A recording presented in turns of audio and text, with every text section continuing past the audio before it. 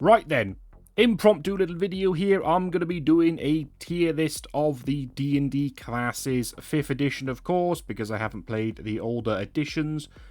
I'm going to be going off vibes, aesthetic, how much I enjoy playing them, or should I say, because I'm a forever DM, how much I would like to play one of these classes, but never get a chance to, and also how much I like DMing for these classes, because some classes I find are easier to do backstories for than others, or at least easier to weave them into the average D&D story. Let's begin with Barbarian.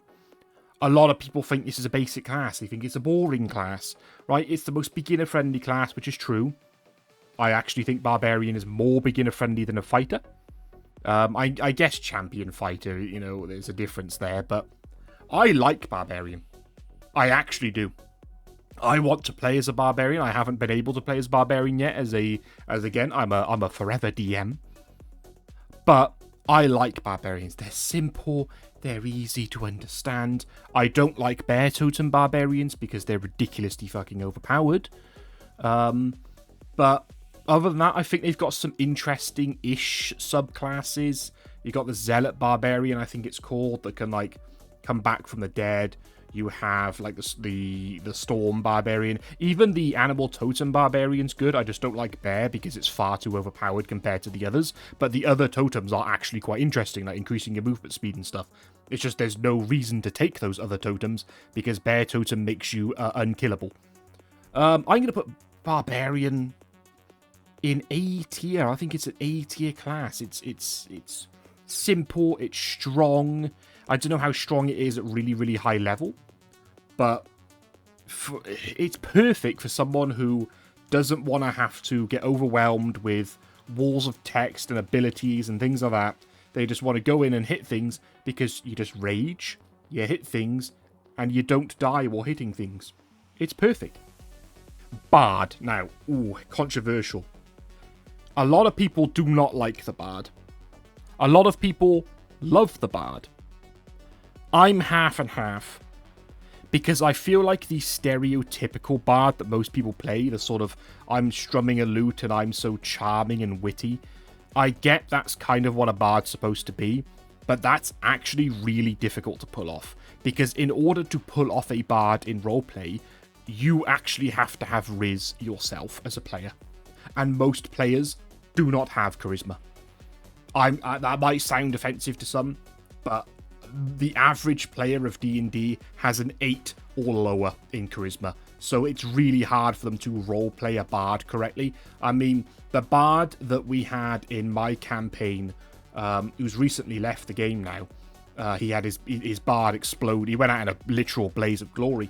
It was a good character, and when he was on point with the roleplay, it was phenomenal. But when he wasn't on point with the roleplay, it was dead weight, because bards in combat are really not that good compared to things like clerics and druids for utility, and they're really not that good compared to wizards and paladins and things like that for combat. They're a decent multi-class from what I've heard. Like the paladin bard combination is very good, but I'm not judging these based on their multi-class potential because I don't really multi-class. I'm not a massive fan of it. I don't mind it. I don't ban it from my games, but I think Bard is a B tier because there's a lot of potential with a Bard. There are so many things you can do with a Bard roleplay-wise. Just mechanically, they're not great. Yeah, you get like College of Valor, College of Swords, which are not too bad, but other than that, it's... the average Bard is underwhelming, I would say. So that's why B tier. Clerics. Now, the thing about a cleric is, like, there's so many subclasses for cleric, which you get at level 1, if I remember rightly, which is it's different to most other classes. So that's a huge, huge bonus for cleric. I honestly think that I played a cleric once. It was a forge cleric. The problem is the campaign that I was playing it in, it didn't go past level 4. Right, after like a year and a half of playing, we were still level 4. And low-level casters of any kind, not just clerics, like wizards and all that, I find are extremely boring. Because you've got such limited amount of spell slots and such a limited amount of spells that you can learn and know every single day. it really sets you back. But high-level clerics are god tier classes. They're really good for the roleplay, because if you have gods in your world, you just by the nature of someone being a cleric, they are interacting with that cosmology. Okay? Just like with a warlock, the one thing carrying a warlock, I'll get into that later, is of course they need a patron, and so you can introduce some very good roleplay through that. They're very versatile clerics. You can have a war cleric if you want to be like upfront and tanky. Forge cleric was also very tanky. When I played that, I was more of a tank than a support. You can go full support with something like the life domain cleric. You can go sneaky trickery with like Twilight and all that, which, you know, whether or not those are very optimal, that's another thing. But I do think clerics are they S tier? I think the problem with cleric is there's such a wide range of cleric. They can be an S tier class if role played correctly and if they are being useful in combat. Like if the player picks the spells that buff the party, heal the party, and all that, then and they're playing it properly and they're role playing it well, it's an S tier. But if they don't do that, I feel like clerics are very one note in that sense, because even though they are a forecaster, they get loads of spells. If you're not buffing your party and you're not healing your party, you're kind of doing it wrong. Like, yes, there are ways to be a viable cleric without being a support class, but it's like playing a priest in World of Warcraft. Like, if you're not healing, you're griefing your group. So I think because of that, I'm putting them in high A tier, because there's that potential that if you don't play them right, they're shit. But if you play them right, they're god tier.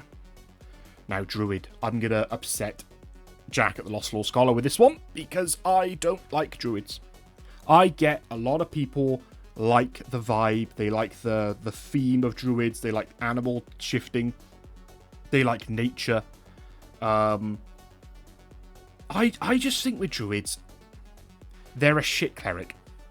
They do have some very nice spells, Spike Growth, Entangle, Earthbind. Earthbind is very useful. We're in a campaign with dragons, and we're mostly a melee group, and we are really missing someone having Earthbind. We've had to have an NPC cleric, of all things, who Jack has given the Earthbind spell, because you need it. And the last session that I did in my campaign yesterday, Jack, the wizard, and we had some druid NPCs, and the druid player made very, very good use of Earthbind to trap a night hag that was flying on her broom above the town and pull her down into a ambush. So that spell carries the druid. Yeah, they got healing abilities, things like that.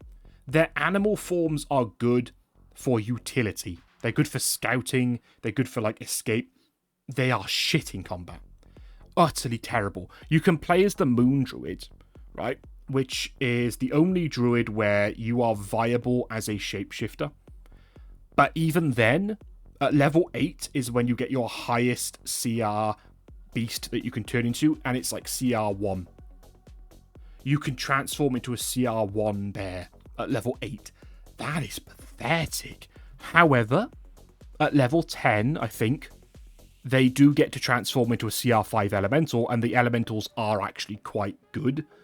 But they're still not very strong compared to other things you're going to be fighting. It's a CR5 that you're transforming into, and obviously at level 10, you're probably fighting CRs 10 to 15. So you're still not going to be very, very useful in combat, but you do have a lot of survivability as a druid, I find, and so that carries them. Anyway, druids. If you like the nature theme, you like animals, you're a hippie, whatever, you smoke weed, then druid is probably fantastic, but I'm going to put them with bard in B tier. You can make good use of a druid. You can get some very good roleplay out of a druid. It depends on the setting of your campaign. I mean, druids are not great if you're playing in a city campaign, for example. And bards are not great if you're playing in a swamp campaign. That is a problem that our bard player had in my campaign, because we're in a swamp, and there's no one he can riz up, because it's all just dinosaurs and hags. Right. Fighter. Lots of people think fighters are the most boring class. Human male fighter, longsword, plate armor, time to game. I disagree. Fighters are only as boring and as bland as the player playing them. If you think, oh, I've played a fighter and the most boring thing ever, that's because you're boring and you have no imagination. Think about it. Most of the most popular fantasy heroes are fighters. I mean, Aragorn is a ranger, sure, but in the later, part of Lord of the Rings, he puts on his plate armor, he's got his greatsword, because that is more of a greatsword than a longsword, at least in the movies.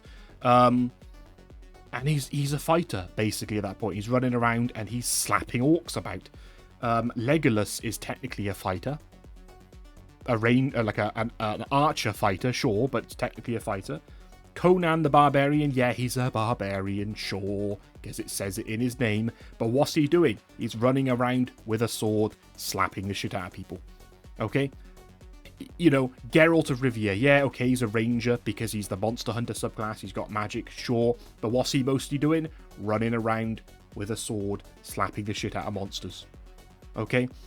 The idea, the whole archetype of guy with sword is not boring. And fighters are not boring mechanically either. Yeah, if you play a champion fighter, okay, I understand. However, I actually like the champion fighter because, like a barbarian, I think champion fighter is ideal for a new player. If you want to introduce someone to D&D, right, and you pre-make a character sheet for them, make a champion fighter for them, right? Because it's just so easy to follow and so easy to understand. It's perfect. Then you've got Battle Master, which is very interesting. Now, Eldritch Knight is a weird one because Eldritch Knight sounds better than it is. The problem with Eldritch Knight is the build. If you roll for stats and you roll godly stats, you can make an Eldritch Knight work really well. If you're not and you're doing point buy, it's really hard to have a optimal Eldritch Knight. The only thing you're going to be doing is casting Shield, which is very powerful. But is that better than having the Battle Master Battle Arts? I don't think so. But there's others in other books. You've got the Echo Knight, very interesting. You can summon an echo of yourself, and you can attack through the echo. You've got the Rune Knight, where you can take on runes that can divert damage to other characters when you take it. You've got, I can't remember the other Archer, the Arcane Archer. I know a lot of people don't like that subclass, but it's an interesting subclass. In terms of RP and lore, a fighter could be anything, right? That's what I like about fighters, is you don't have to be human male plate armor longsword. If you want to be a knight, you can be a knight, okay? There's the Cavalier, which no one ever plays, but you could be a dexterity-based, spear-wielding Dynasty Warriors character. You could be like Lu Bu and just have a halberd and go full strength and constitution. You could be an archer fighter, as I mentioned with Legolas.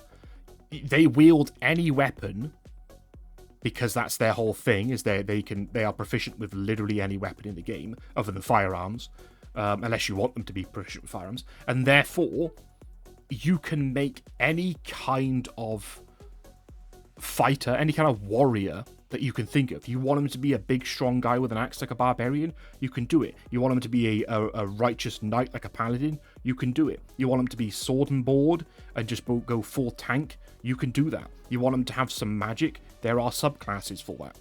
You want him to be dexterous like a rogue? That's what Jack played in my current campaign at the start. He was playing as a dexterity-based fighter, but for all intents and purposes, he was the party rogue, because he was all about stealth and dual-wielding. So fighters, I actually think, are S tier. That's right. Wait, you know what? That's unfair. No, this is going to upset people now, because I did mention with the cleric that there's a great amount of opportunity there to play the fighter wrong and actually make them shit. And I think a lot of people do that. They play a fighter wrong, they don't have imagination, and the fighter becomes boring. So I actually think we're going to put it in A tier. I'm sorry for those of you who got excited there about the S tier, but monk, right, monk. Jack hates monks. He likes druids and hates monks. I hate druids and I like monks. I love kung fu movies. I love watching Jackie Chan. I love, even Dynasty Warriors, or Dynasty Warriors for you Americans, which is most of you, so I'm going to say Dynasty Warriors, okay? Monks, like martial arts. I love martial arts. but I like the flowery fake martial arts. I actually don't like real martial arts. I don't watch MMA. At least not a lot. I do sometimes have like a passing interest in it. Same with like wrestling and boxing.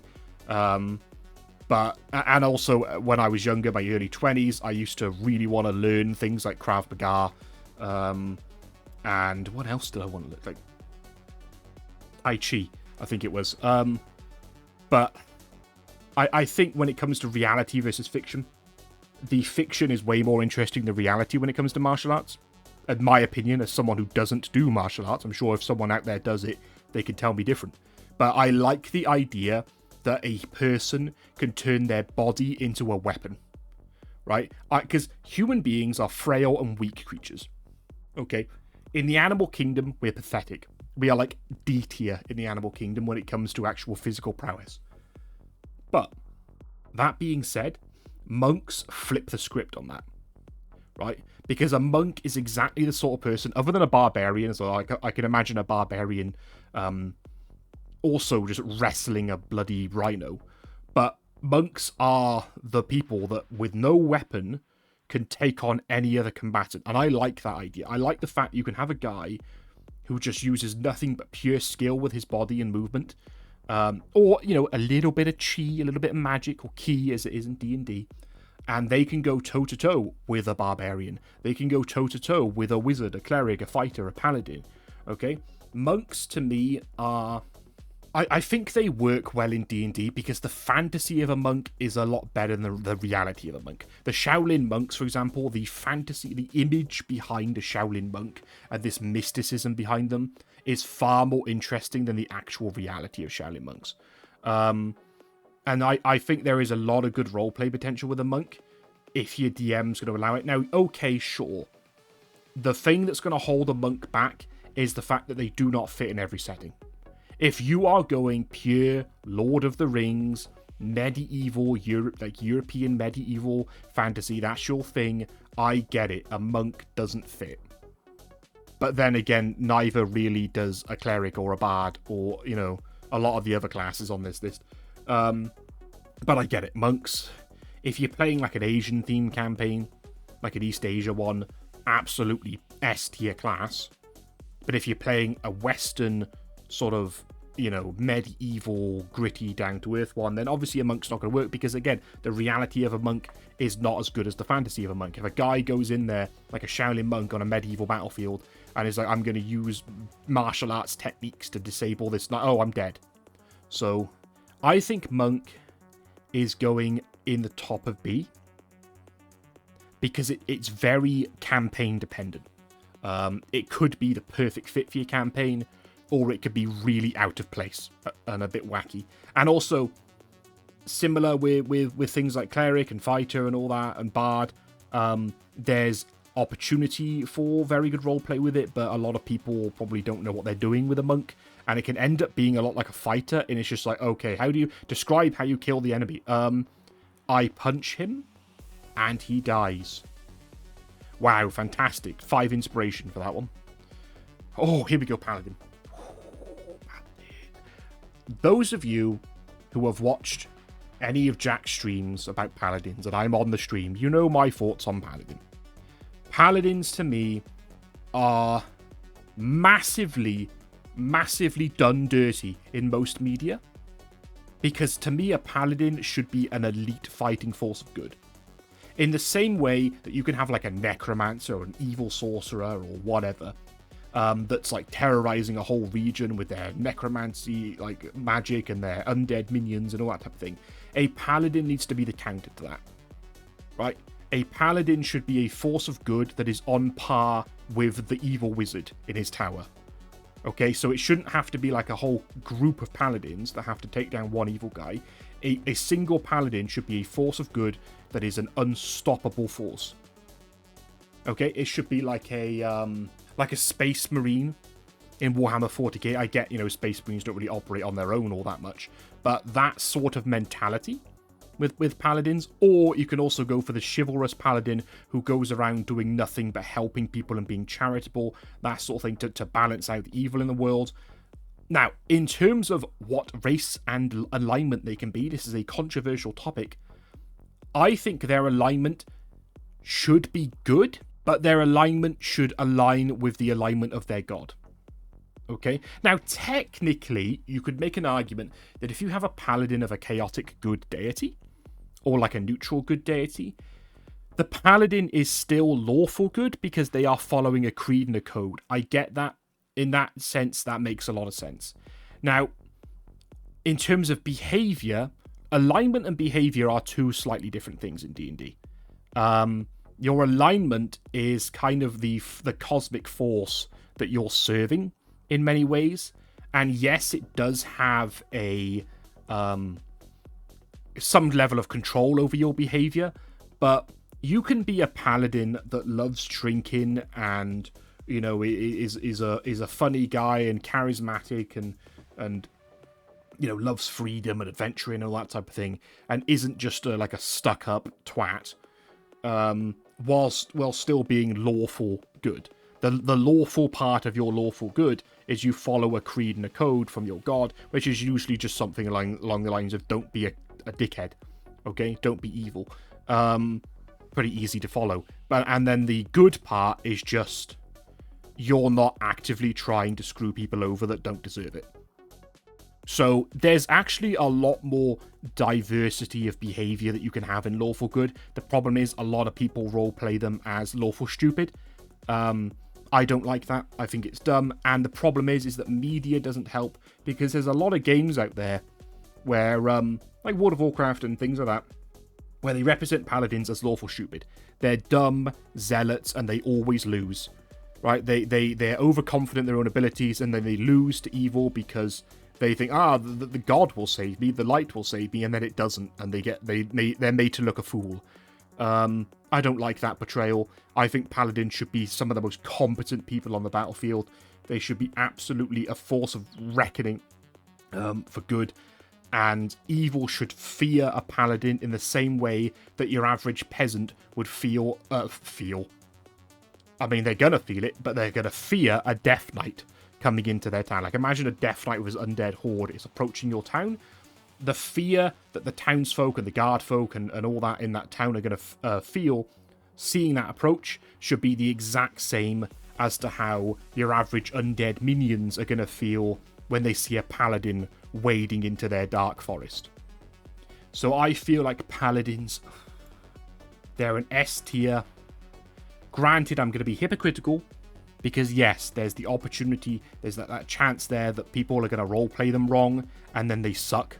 But mechanically, paladins are god tier, right? Mechanically, they do so much damage. They've got such good survivability. They've got a lot of good spells, like cleric spells and things like that. Divine Smite is your main thing. They're like a fighter. They got the, you know, plate armor and weapons. They are fantastic mechanically. I feel anyway. Now then, Mr. Ranger.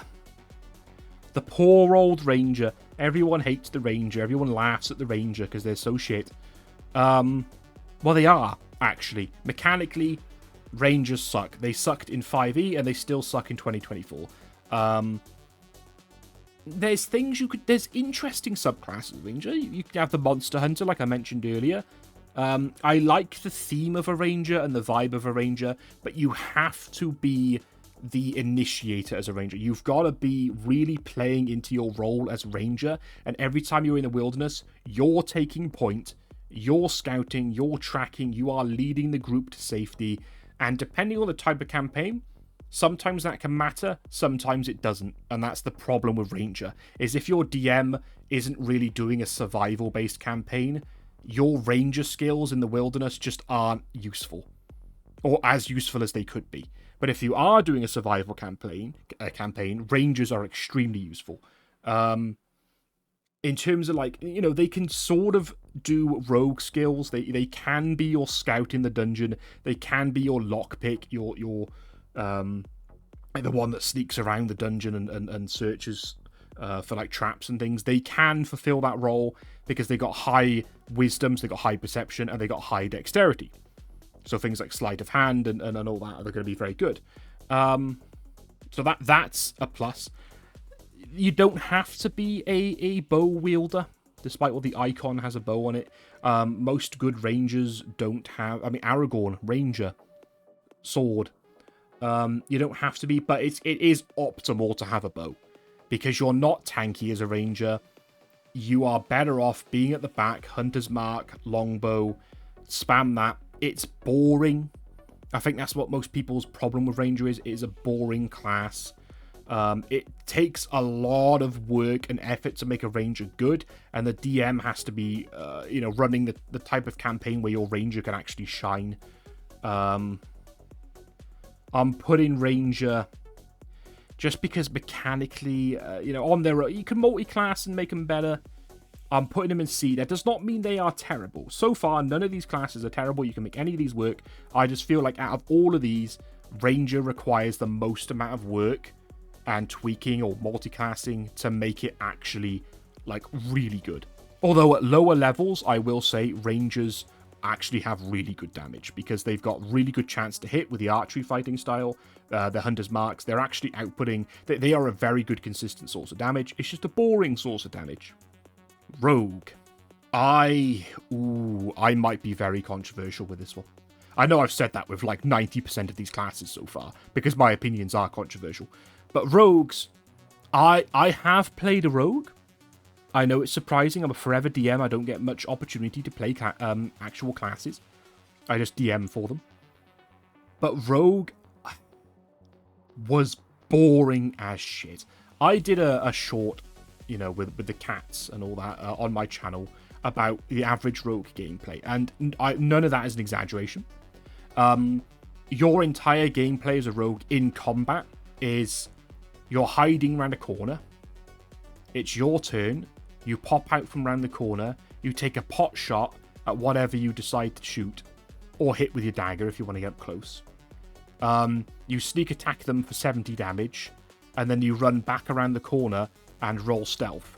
You don't even need to roll that stealth after certain levels, because your stealth bonus is so ridiculously high, if you built your rogue correctly anyway, that you're never going to fail. And I think rogues have this problem, in that any skill check a rogue makes in 5e, after a certain level, they can't fail.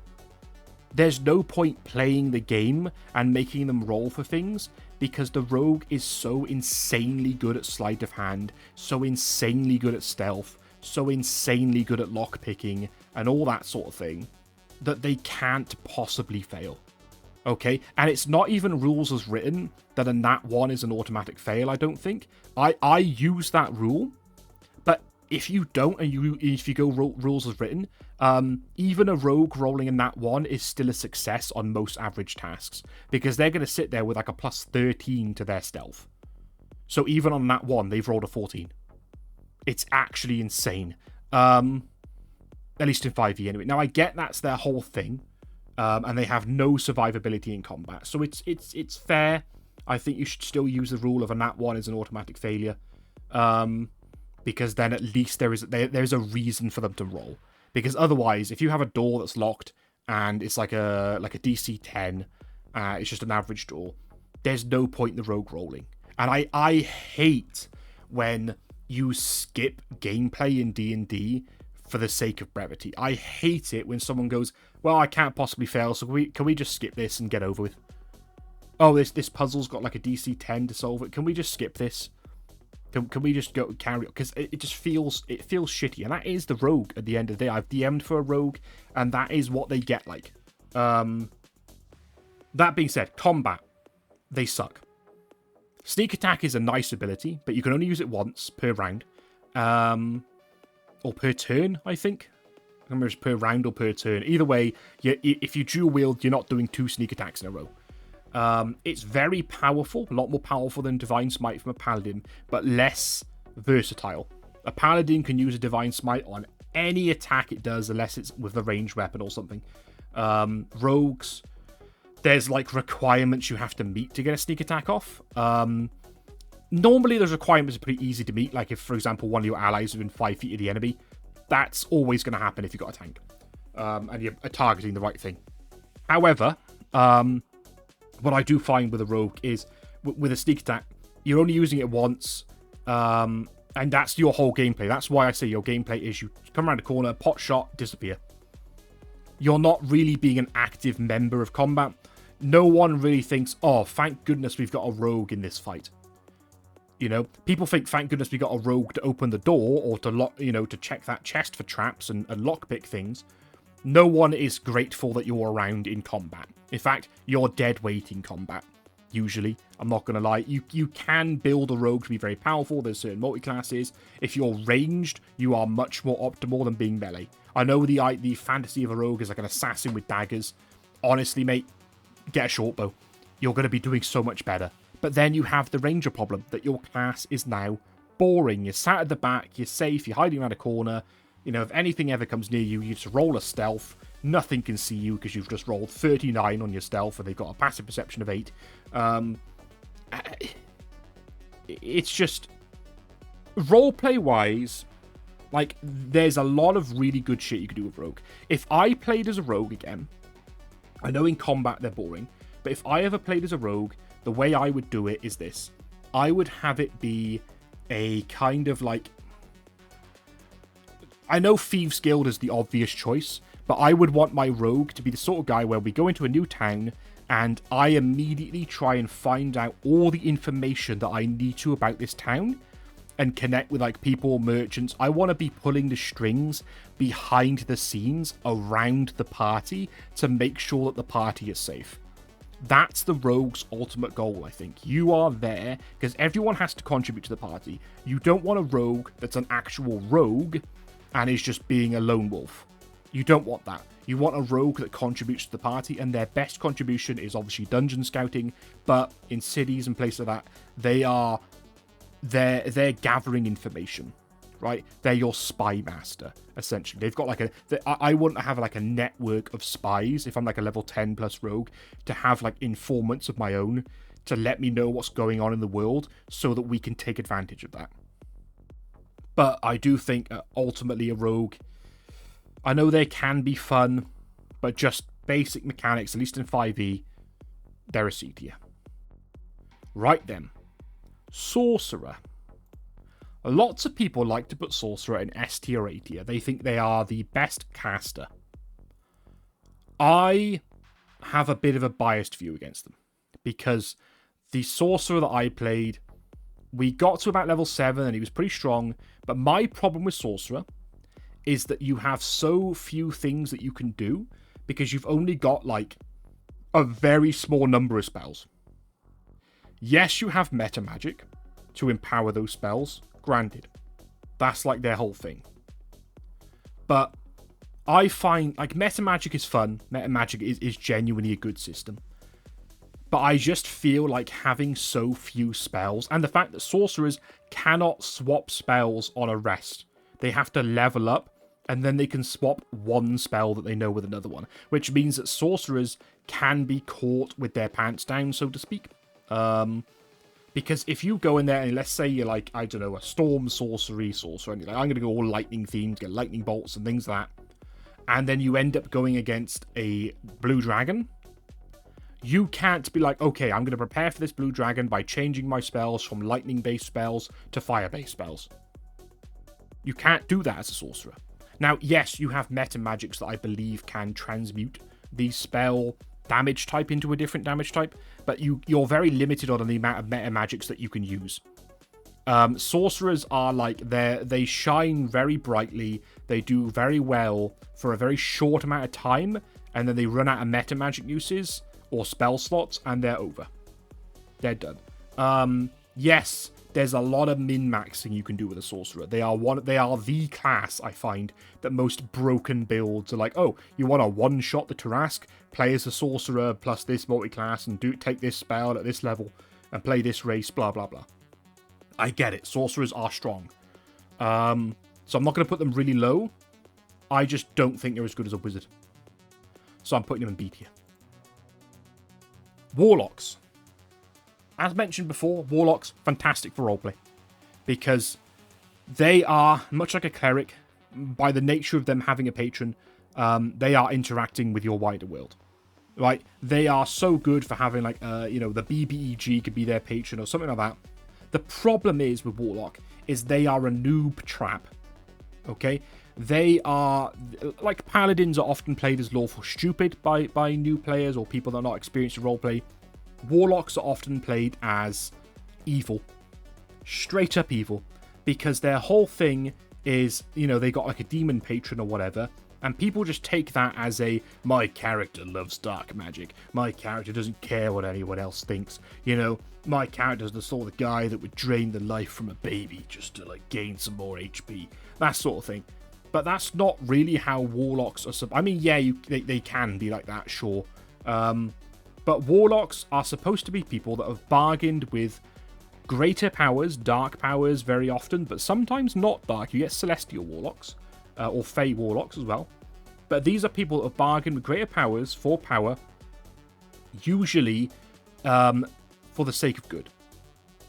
I say usually, maybe not usually, that might be the wrong word to use. But if you're playing as a good campaign, which is most D&D campaigns, that's how you should be playing a warlock. Like, if you've made a bargain with a demon, it should be the sort of thing that you've begrudgingly made that bargain. You do not like being in the service of this demon, but you've seen it as, like, a necessary evil. Maybe you made that bargain with a demon because you were trying to defeat a greater evil. Something like that. Now, either way, it's very hard to roleplay a warlock correctly. They have good roleplay opportunities in terms of their lore and their connection to the story, but you need to really be experienced at roleplay to not roleplay as a warlock that is just a completely against the group. Okay? It's one of those classes, like a rogue can be this as well, where after, like, session 1 with this warlock, if the whole group is asking, bro, why do we have you on our team? Like, why are you in the group? Like, we're all good guys, and you just leached that, like, life force from that baby over there. Why are you with us? If that's the case, you're playing your warlock wrong. You should never, ever, ever be in a situation where the rest of the group doesn't want you in the group. Okay? Mechanically, okay, warlocks are shit. They're very good multi-classes. You know, there's a lot of, like, you could be like a paladin warlock multi-class, which I would, lore-wise, makes no sense at all. But warlocks are a lot like sorcerers in that they have very, very limited options they can do. They can customize and buff the few options that they have. You know, instead of having meta magic like sorcerer, they get, like, packed boons and things. And there's a lot of stuff you could do, but for the most part, you're buffing Eldritch Blast. Let's be real, right? You're taking Agonizing Blast. You're taking the one that makes your Eldritch Blast have, like, 300-foot range. That's all you do, and then you're spamming Eldritch Blast for the whole time. You get, like, 2 spell slots for your entire game. Yeah, you can upcast them automatically, sure, wonderful, but you have no options as a warlock. You are an Eldritch Blast spammer. And at that point, yeah, Eldritch Blast is a good cantrip, but the wizard can do so many more things than you. I'm sorry, warlock, you're going in C tier. Unfortunately, because just a pure base warlock, if you multi-class them, great. I know there's things like the Hexblade, which are very good, but your average, basic, you know, like Pact of the Fiend, Pact of the Old Ones, or whatever warlock, they're useful in, like, 2 situations, and then they're useless. So that's it. I'm sorry. Now, if Artificer was on this ranking, okay, it's going in D tier. I'm sorry. Like, I know Artificer. I haven't got the Artificer thing on here. I didn't make this tier list. I found it. But if Artificer was on here, I hate Artificers. They're never role played correctly. They barely ever fit in any D&D setting. Like, I get it. You play Eberron. There's Warforged everywhere. Wonderful, they fit. But it's just the idea. You've got, like, a paladin with a sword. You've got, like, a cleric who worships God. You've got a druid turns into animals. And then you've got Artificer that makes robots. And they're not even that. I mean, I know they could be powerful if played correctly. I just don't like them. I hate them. They go in D tier. Now, wizard. Here we go, wizard. Okay. People like to think that wizards are boring. And I've said that. This is probably the 8th time I've said this in this entire tier list video. You can tell I'm not scripting this video. I love wizards. I actually think wizards are the best caster. For the simple fact that wizards get a absolute fuck ton of spells. Yes, they could be information overload for a new player. Sorcerers are much better for a new player.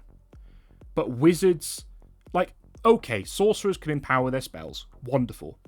But then they run out of spell slots, or, you know, they haven't got the right spell for the situation, and they're useless. And we find this in the campaign that Jack's running now, Tyranny of Dragons. We have a sorcerer, and so frequently have we been in a situation where that sorcerer has been utter useless. Yeah, he's got ranged spells, great, but he doesn't have the right spell for the job. You know, because there's so few things a sorcerer can take. But a wizard, on the other hand, you've always got the right spell for the job. You can change on a long rest. You can change your spells over. You can learn new spells by copying spells from spell tomes and scrolls and things like that, by scribing. They've got some, I wouldn't say interesting subclasses, because at the end of the day, almost every wizard, except for like a bladesinger, is just a wizard. Right? Your subclass as a wizard does not matter half as much as like your fighter subclass, for example, or your cleric subclass.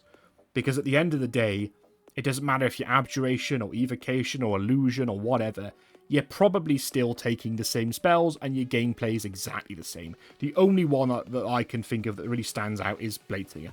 And to be fair, Bladesinger, low level, is phenomenal. Very, very powerful. Not as powerful as Jack thinks, because Jack hasn't actually been subject to saving throw spells yet. Because the minute you have to make strength saves or con saves, you're fucked. Because you're on the front line. You're still a wizard. You're still very squishy. You just have very high AC. So anything that avoids AC, you're fucked. And that's why I think a wizard is best when they're at the back being a mage. They are being a wizard. There's very good roleplay opportunities. They are wise and intelligent. They can interact with your lore. They'd be like the person that understands the most lore in your group. They're very good at investigation, arcana. They're better than clerics at religion, because religion is an int check, not a wisdom check for some reason. They have the widest array of spells out of any class. You are always prepared for almost every situation, unless you get ambushed or whatever. If you're going into a dragon's lair, you're fighting a red dragon, you can very easily just go, well, I'm not going to take any fire-based spells today. I'm going to take other spells. You've got so many options as a wizard for any situation. You can be like a Gandalf figure, like the wise mentor. You can be a more sort of like a battle mage. There's so many things you can do with wizard. I honestly think they are the best caster. Possibly even... Are they the best class? I'm trying to debate whether I prefer them to paladin. I prefer the theme and the mechanics of paladin. But I do think that wizards are stronger. Wizards are probably easier to roleplay for the average person. Because like I said, a lot of people roleplay paladins lawful stupid. Wizards, just roleplay it like Gandalf and you're fine. Do you know what I mean? Just roleplay a nerd with really powerful spells and you're doing a great job. Right? They're almost impossible to roleplay a wizard wrong, because no one plays a wizard and goes, my character's edgy and doesn't want to communicate with anybody. But yeah, you might have a shy wizard, sure, but at the end of the day, everyone loves having a wizard in the group. Right? I am gasping to have a wizard in the Tyranny of Dragons group. I want the sorcerer character to die off so that we can get like a wizard in there. Because, oh my god, we need a wizard. We're fighting flying creatures, and wizards are so useful for any situation, right? They can fulfill the role of the rogue if you don't have a rogue, because they can have a familiar scout for them. I know other classes can do this. I know druids and sorcerers, sure. But what I'm trying to say is that wizards can do this, but they can also be the glass cannon of your group. They can also be the sort of investigator of the group. Maybe your wizard's entire theme is they don't have very powerful spells, but they're more like utility. You can do that. You can be a support as a wizard. Yeah, you don't have healing spells as a wizard, but you could be abjuration and protect people with the abjuration's ability. You could be Chronergy and make, the DM re-roll 52 times in one combat and piss him off and end the campaign. You can cast Force Cage to one-shot the BBEG and end the campaign. You can, okay, I understand. Look, sorcerers can do this too. I get it. But they're less likely to have these spells ready than a wizard, because wizards get so many spells that they're probably going to have at least one spell for any situation that just ends combat and trivializes the entire thing, right?